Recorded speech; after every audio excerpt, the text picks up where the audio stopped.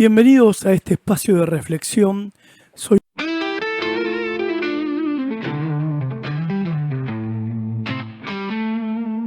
El reloj se rompe, no hay más tiempo. Las cadenas caen, siento el viento. Muros viejos cogen polvo al suelo. Lo que creías ya no es eterno. Rompe el molde, quiebra el cristal. Vuela alto, deja el umbral. El mundo cambia, no hay final. Rompiendo paradigmas, todo es real.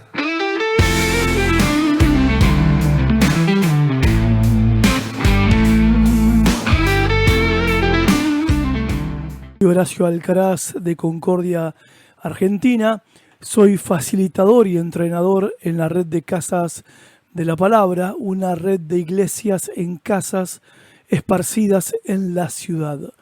Hoy vamos a meternos en un tema que, seamos sinceros, a veces nos da un poco de pereza intelectual o pensamos que ya lo tenemos recontra sabido, recontra claro, que es la eclesiología.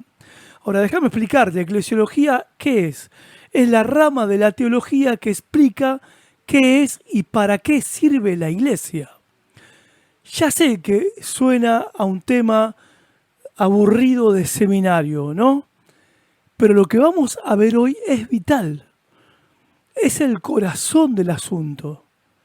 Porque si querés renovar o reformar la iglesia, como estamos haciendo nosotros, para ir del modelo convencional de domingo a una red de iglesias en casas, como estamos haciendo nosotros, bueno, tenés que hacerte preguntas acerca de la naturaleza y la función de la iglesia.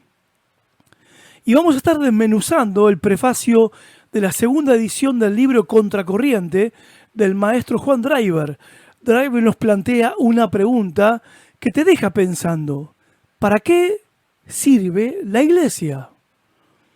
Y sé que todos tenemos una respuesta a esta pregunta, pero yo no sé si esta respuesta es algo que damos de manera automática y poco reflexiva, repitiendo lo que hemos oído, lo que nos han enseñado, lo que hemos leído, lo que hemos escuchado, lo que se está diciendo hoy, o lo que hoy está de moda decir acerca de para qué sirve la iglesia. Porque hoy en día, y esta es la realidad, parece que a nadie le importa mucho la doctrina de la iglesia. Creo que es porque todos la asumimos. Unos están pensando solo en el cielo, entonces claro, en la salvación de las almas. Entonces, no importa, no hay tiempo para pensar para qué sirve la iglesia. Ya se sabe para qué sirve, para salvar almas. Pero otros están pensando en cambiar la sociedad, cambiar el mundo, cambiar el país. O sea, no hay tiempo para pensar qué es la iglesia, sino la iglesia está para hacer un cambio en la sociedad y punto. Y al final de todo esto, la iglesia en sí misma queda pintada. Así que prepárate porque vamos a ver por qué la comunidad cristiana que llamamos iglesia, que la Biblia le llama iglesia, no es un mientras tanto de Dios en la historia. Y no es solo una herramienta para cumplir una función, sino que posiblemente, y creo yo, seguramente, la iglesia sea el mensaje mismo. Por eso el tema de este podcast de hoy es la iglesia como una comunidad que desmiente al mundo. Empecemos.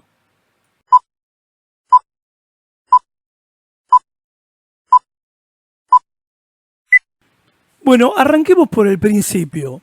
Juan Driver dice que hay dos bandos en la iglesia que curiosamente, aunque son opuestos, cometen el mismo error: ningunear a la iglesia. Por un lado tenemos a los más conservadores. Acá Driver cita a un personaje clave, Juan Nelson Darby. ¿Te suena? Siglo XIX. Bueno, aunque no te suene, No importa, porque la mayoría de las iglesias evangélicas creen lo que este hombre empezó a enseñar. Este buen hombre popularizó esa idea de que la iglesia es un paréntesis en la historia del reino de Dios en la tierra. Habrán escuchado acerca de las 7 dispensaciones. Habrán escuchado acerca de la teoría dispensacional de la segunda venida de Cristo. Bueno, lo que él dice en pocas palabras es que Dios venía tratando con Israel y envió a su Hijo Jesucristo a morir a salvar al pueblo de Israel, al pueblo de la promesa, pero los judíos rechazaron a su Mesías y ahí se paró el reloj de Dios. Entonces Dios metió a la iglesia como un plan B y como el tiempo de espera hasta que los gentiles tengamos la oportunidad todos de escuchar el Evangelio y arrepentirnos de nuestros pecados, luego viene el arrebatamiento, se lleva a la iglesia y Dios sigue con el plan que tenía con su pueblo escogido. Ahora, esto es pensar en la iglesia como una sala de espera y lo único que importa es salvar almas y esperar el arrebatamiento. No importa nada más. Lo único importante es predicar. Predicar, que la gente venga al templo, que la gente reciba a Cristo y ya viene Cristo, las señales ya se están cumpliendo. Hace 40 años que las señales se están cumpliendo desde que yo me convertí. Pero bueno, tema para otro día. Y la comunidad en sí misma, la iglesia en sí misma, el cómo vivimos juntos pasa a un segundo plano. Es solamente la iglesia una plataforma para predicar y chau. Nada más. Somos una herramienta. Se usa para una función y después ya está. Ahora, ojo al piojo, como decimos en la Argentina, porque del otro lado, en el otro bando de la iglesia, pasa lo mismo. Driver va a mencionar que en la década del 60 y 70 hubo un teólogo holandés muy influyente, voy a intentar repetir el apellido de este hombre, un tal J.C. Huekendijk. Y acá la onda era otra con este teólogo, porque él dice que lo más importante es la misión social de la iglesia. Él decía, y se decía en la década del 60 y 70, tiempo de la teología de la liberación acá en Sudamérica, se decía que la iglesia es solo un instrumento para cambiar el mundo, para la acción social. Entonces, fíjate la ironía. Para unos la iglesia es como un gran parlante caminante para predicar el evangelio, salvar almas y llegar a todas las naciones y nada más. Y para los otros, la iglesia es como una especie de ONG, una institución, una asociación civil para arreglar las injusticias sociales. Ahora, ¿cuál es el problema? Que en los dos casos se le resta importancia a la iglesia en sí misma. La iglesia acá desaparece de la cuestión. ¿Por qué? Porque se vuelve funcional. Un instrumento, una herramienta para un fin. Sirve para algo, pero no es algo. Y eso, mis queridos amigos, es un error que nos está costando carísimo. ¿Por qué? Porque nos hemos quedado sin identidad. Si esto lo aplicás a la vida de un ser humano, ¿qué pasa a una persona que sacrifica su ser? Identidad, salud, relaciones, tiempo personal para cumplir con su oficio o con su profesión. ¿Importa lo que somos como iglesia? ¿O solo importa lo que hacemos y lo que logramos? Si solo importa lo que se hace, entonces no hay demasiado interés por la santidad, por el conocimiento de Dios, de la palabra de Dios y del adquirir sabiduría espiritual. Mientras seamos útiles y eficaces en el ministerio, y no importa cómo viven los hermanos, mientras no falte a limpiar el templo, no falte y cumpla con su ministerio, y mientras la iglesia siga haciendo muchas reuniones y tenga muchos cultos y siga abriendo anexos por aquí y por allá, no importa cómo vivimos, no importa. El Señor mira los frutos, los resultados. Esa es la interpretación neoliberal de lo que Jesús dijo: por los frutos lo conoceréis. Bueno, el pensamiento neoliberal, económico y cultural interpreta eso como éxito, como los resultados de tu trabajo, no tu carácter íntimo y personal. Ahora, las personas, como la iglesia actúa de esta manera y vive de esta manera, que lo más importante es lo que hace, los cultos que hace, y no importa cómo vive, las personas que van a la iglesia toman a la iglesia de esa manera. Está mal decir van a la iglesia, en realidad van al templo, la iglesia es la gente, no el edificio. Pero las personas se relacionan con la iglesia, con sus líderes, con sus hermanos de esa manera.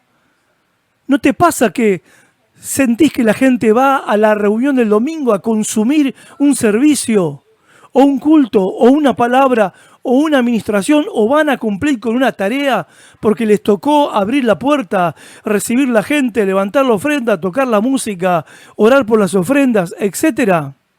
Pero ni se nos cruza nadie, a la mayoría, por la cabeza ir a congregarnos para ser cuerpo de Cristo, para ser familia, para ser y no solo hacer. Y lo que se trata en la iglesia es de ser primero para poder hacer bien después. No sé si me estoy explicando.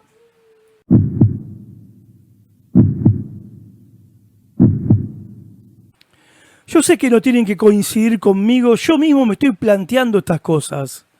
Ni hay que coincidir sí o sí con lo que plantea Juan Driver en su libro Contracorriente, una eclesiología radical.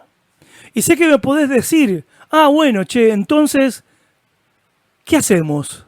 Si no es solo predicar y no es hacer obra social, entonces, ¿qué es la iglesia? Bueno, acá es donde el autor Juan Driver se pone la camiseta de Messi y nos habla de una eclesiología radical.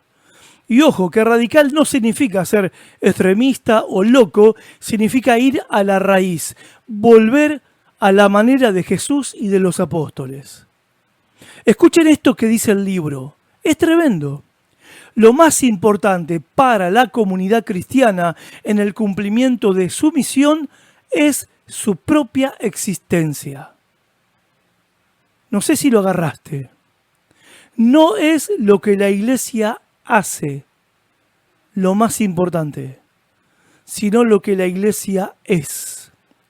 Ahora, permítame aclarar algo con respecto a que lo más importante es la propia existencia de la iglesia. Yo detesto los aniversarios, los detesto. Porque celebrar que existo no creo que sea un motivo de celebración.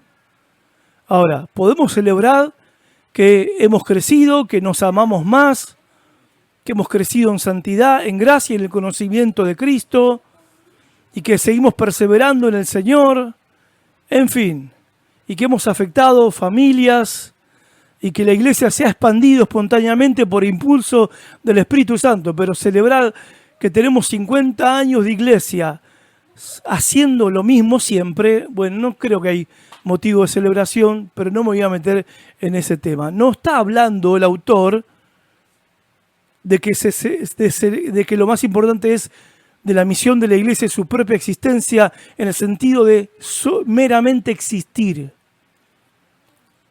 sino en el sentido de que la iglesia es iglesia. Que eso es lo más importante de la cuestión, que la iglesia es lo que debe ser, lo que Cristo le llamó a ser, lo que Cristo diseñó que sea y la empoderó para que sea. Una comunidad donde en lo secreto el Espíritu Santo está creando una nueva humanidad, una nueva clase de hombres y mujeres que encarnan el proyecto eterno de Dios. Y te voy a dar un poco de base bíblica para respaldar esta gran declaración. La Biblia habla de que la iglesia y que el plan de Dios en la iglesia y a través de la iglesia es la creación, y permitan la redundancia, de una nueva creación, de una nueva humanidad. 2 Corintios 5:17, Gálatas 5:16. La iglesia es el resultado de la fuerza del Espíritu de Dios, capaz de formar una realidad comunitaria que vence el egoísmo humano. Segunda base bíblica, la superación de barreras sociales. La iglesia está definida en la Biblia como una comunidad donde las distinciones de raza, clase social, sexo y nacionalidad no importan para nada. Es una comunidad donde ha sido eliminada por la muerte de Cristo en la cruz toda rivalidad. Porque en esa cruz Cristo hizo la paz derribando toda barrera.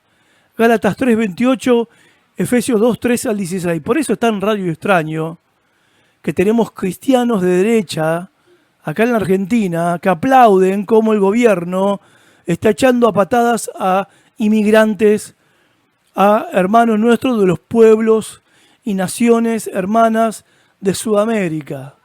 Se olvidaron que en Cristo no importa la nacionalidad de nadie, que sea creyente o sea no creyente, no importa más de qué país soy.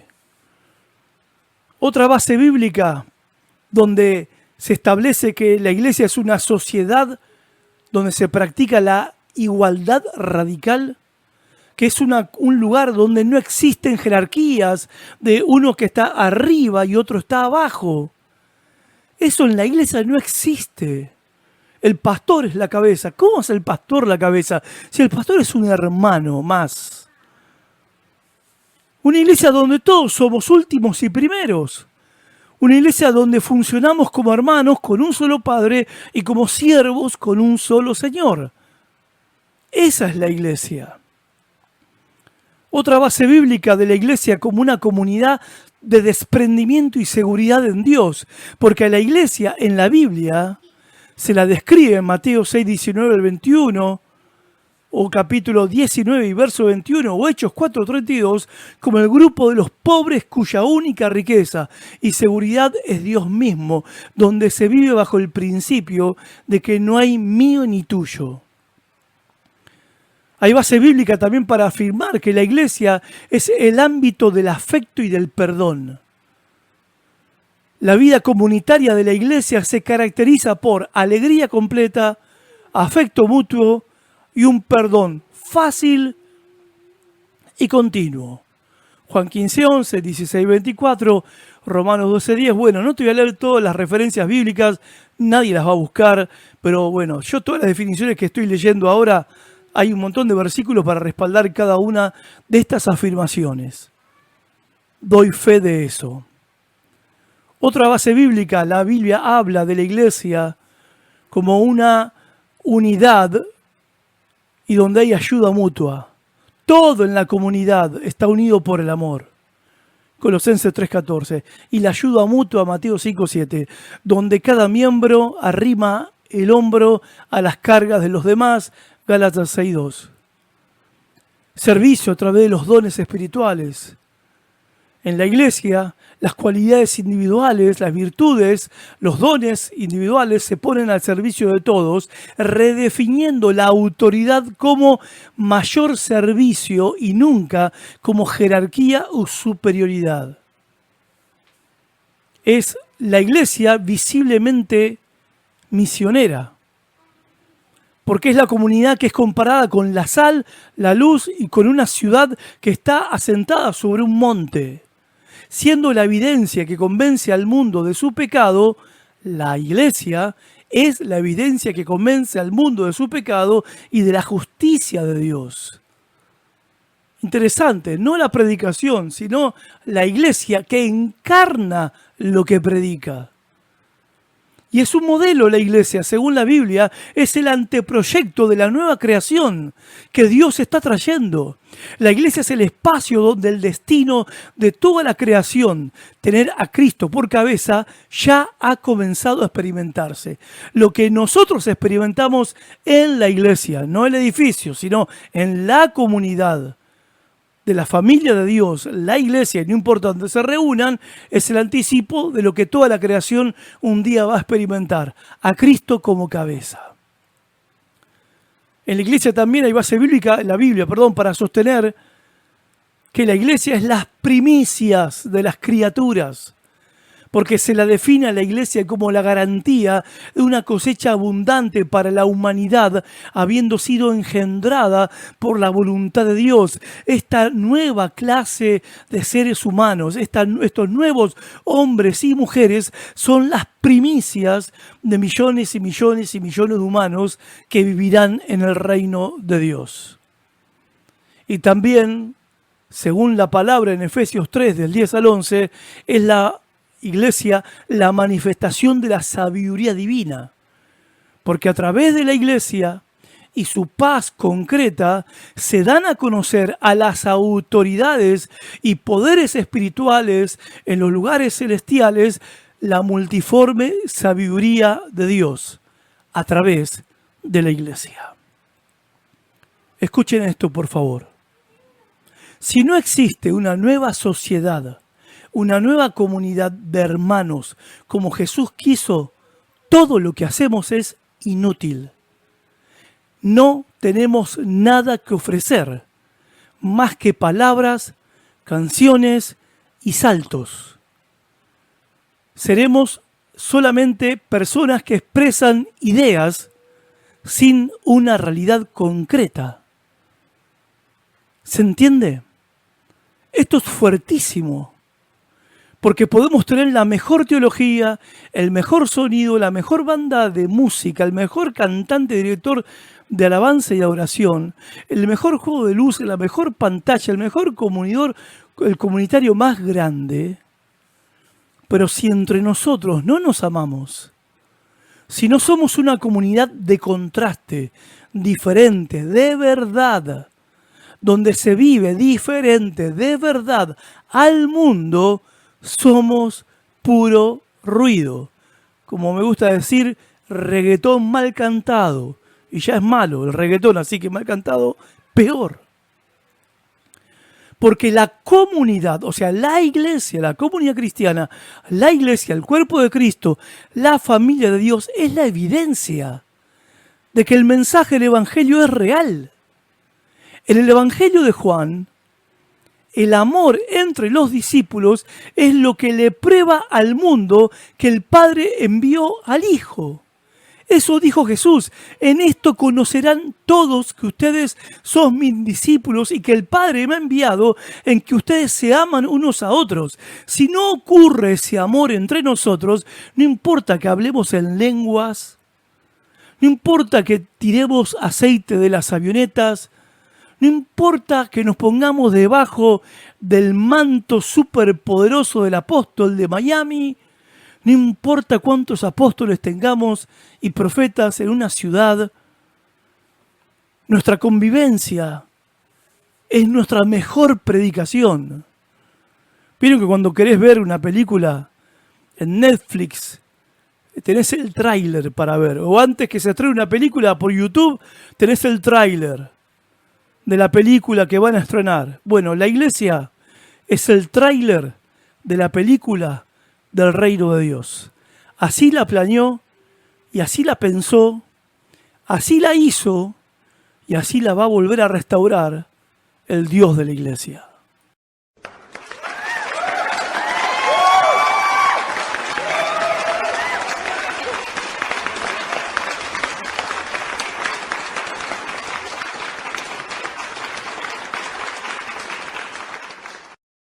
Ahora, dejando un poco la cuestión de las referencias bíblicas o la base bíblica para todas estas afirmaciones atrevidas que estoy haciendo, vamos a tratar de recordar cuándo fue el punto de quiebre.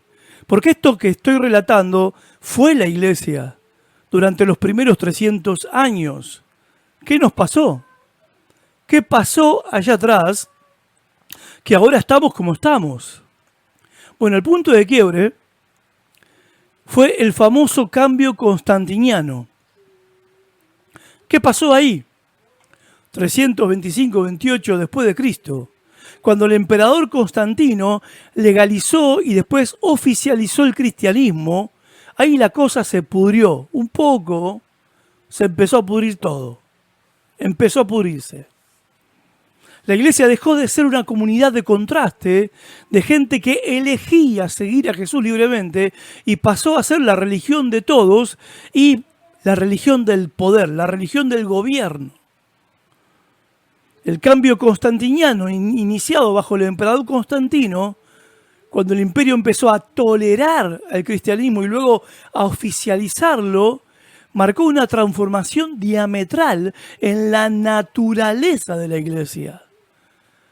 Y esta transición la llevó a ser de una comunidad de contraste, o sea, era una comunidad, una sociedad alternativa y peregrina en relación con el mundo, a convertirse en una institución popular y poderosa, integrada a las estructuras del Estado.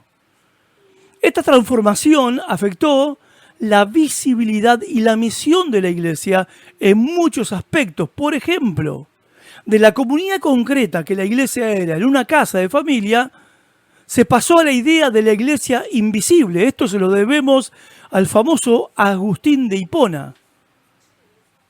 Los católicos le llaman San Agustín.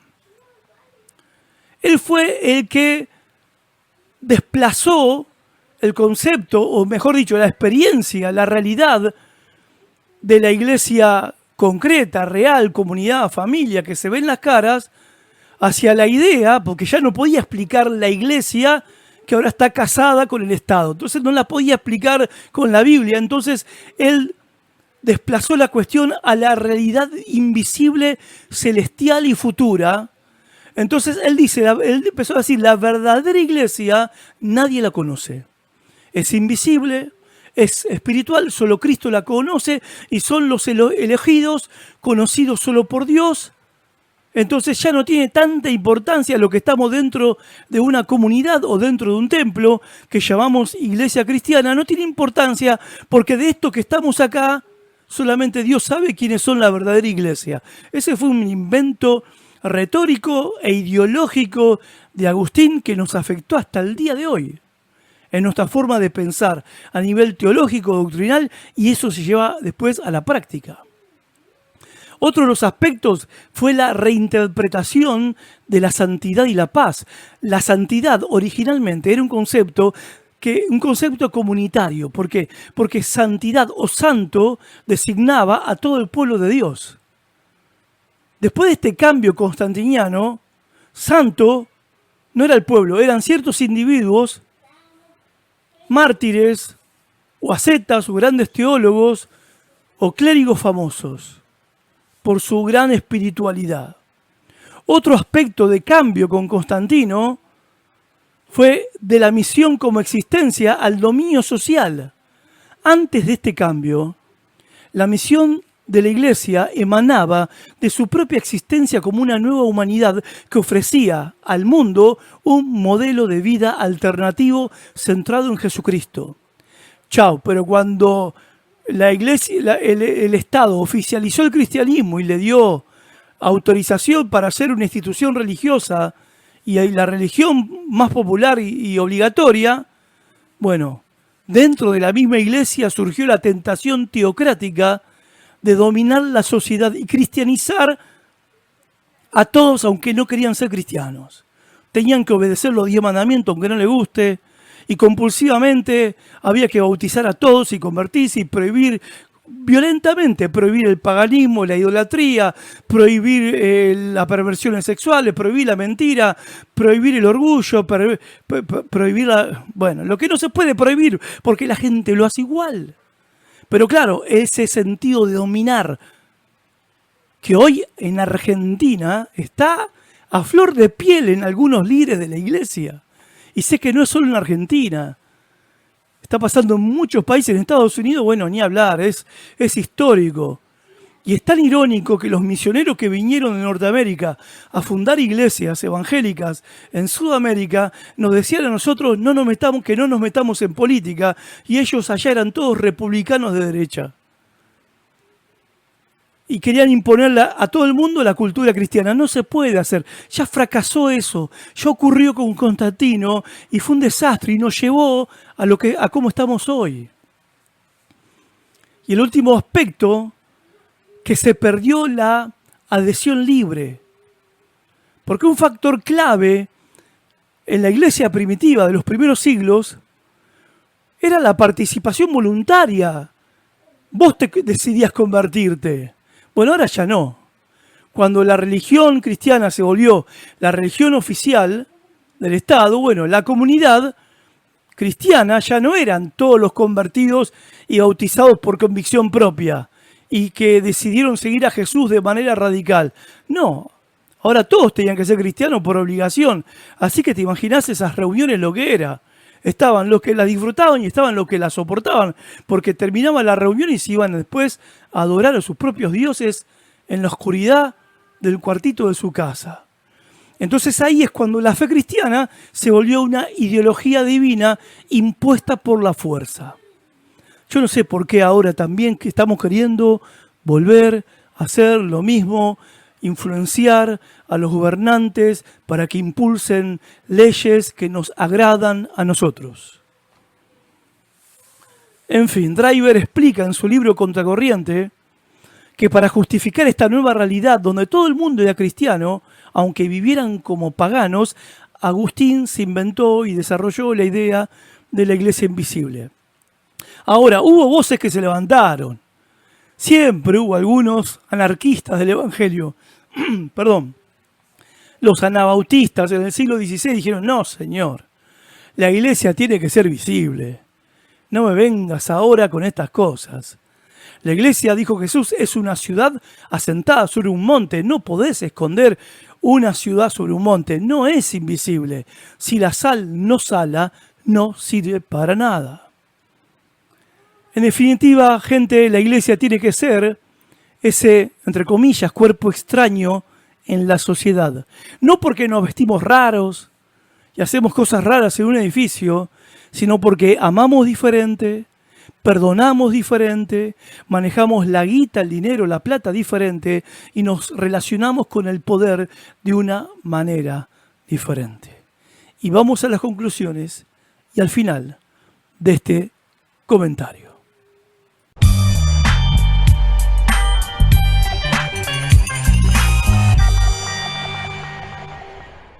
¿Cómo se ve esto hoy en tu iglesia, en mi iglesia, este domingo que viene? Una doctrina sana sobre la iglesia es que la existencia misma de la comunidad es el factor más importante para el cumplimiento de su misión, ya que funciona como la realidad que otorga validez y credibilidad a lo que predicamos, a nuestro testimonio. Al aplicar el concepto de sociedad de contraste, esto implica que la iglesia no debe definirse simplemente por lo que hace, o sea, por predicar o acción social, sino tiene que definirse primordialmente por lo que es una comunidad cuya existencia misma ofrece un modelo de vida alternativo al sistema dominante. Encarnar una nueva humanidad en las relaciones. Hoy ser una sociedad de contraste significa construir espacios donde se superen las barreras de raza, clase social, sexo y nacionalidad. Se aplica esta idea al crear comunidades donde no haya jerarquías de arriba y abajo, sino donde todos seamos hermanos y la autoridad se entienda estrictamente como servicio y nunca como superioridad. La iglesia es las primicias. ¿Vieron cuando tenés una huerta y te sale el primer tomate? Bueno, ese tomate te garantiza que viene una hermosa cosecha de tomates. La iglesia es eso. Es un pedacito del futuro reino de Dios que está metido acá en el presente. No somos el reino de Dios completo, ojo, pero somos la muestra gratis de lo que Dios quiere hacer con el mundo. En medio de nuestra transición acá en Concordia, de ir de una iglesia convencional de domingo a una red de iglesias en casas, esto es lo que nos hemos estado preguntando durante todo este año y medio con el liderazgo. ¿Estamos construyendo esta comunidad o estamos jugando a hacer el culto en una casa? Cambiamos el templo por casa, pero seguimos haciendo lo mismo. ¿O estamos jugando a ser la iglesia club o la iglesia empresa? Bueno, volvamos a la raíz. Que nuestra comunidad sea tan atractiva, tan llena de amor y justicia social que el mundo no pueda ignorarla, porque eso es ser contracorriente. Gracias por bancarme hasta acá. Les mando un abrazo gigante. Que Dios los bendiga mucho y a seguir remando, que vale la pena. Chao.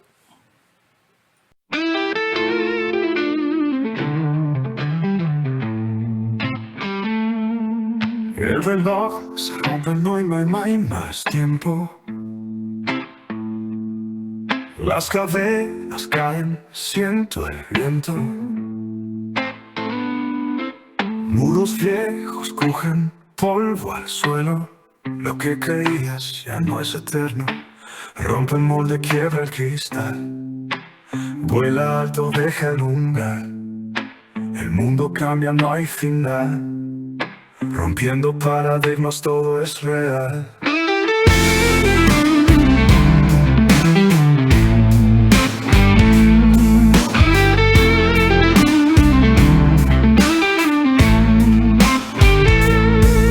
Gritan voces, sombras del ayer. Susurran miedo, quieren poder. Pero el trueno suena, no hay por qué temer. El camino es nuestro, hay que renacer. Rompe el molde, quiebra el cristal. Vuela alto, deja el umbral. El mundo cambia, no hay final. Rompiendo paradigmas, todo es real. Gritamos de quiebra el cristal. Vuela alto, deja el umbral. El mundo cambia, no hay final. Rompiendo paradigmas, todo es real.